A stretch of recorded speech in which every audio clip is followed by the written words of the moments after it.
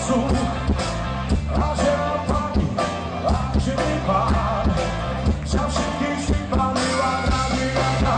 To je možné, aby som osa, to je možné, jaký mi pán, to je možné, ty to koraví, to je možné.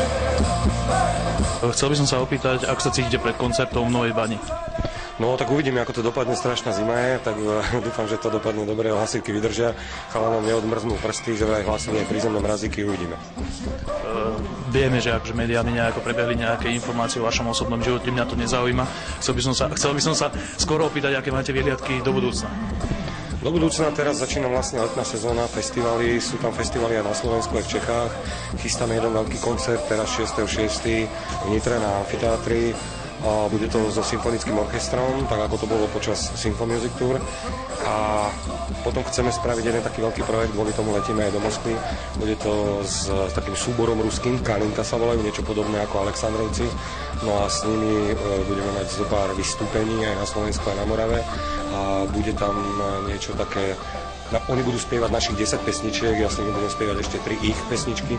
Medzi to budú také vložky, že tanečné a samozrejme budú mať aj oni svoju kapelu, balalajky a takéto veci. Tak sa na to veľmi teším. Chystáte aj nejaký nový album, alebo?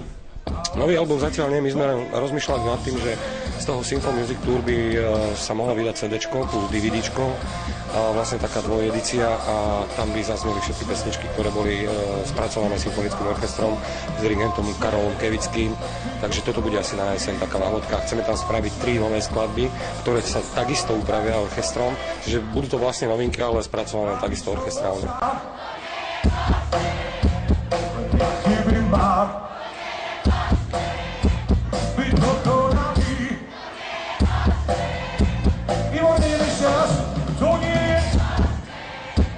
Aby som osa,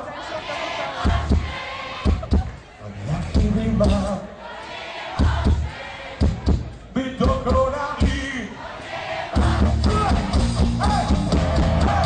To nie je možné, aby som osa, to nie je možné, jaký by mal, to nie je možné, byť dokonalý, to nie je možné.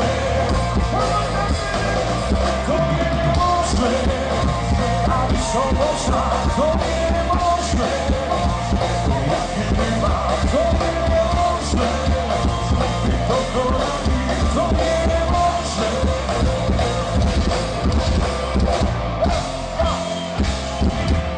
Všetkých pozeračov Regno TV zdraví celá kapela Desmod, ahoj.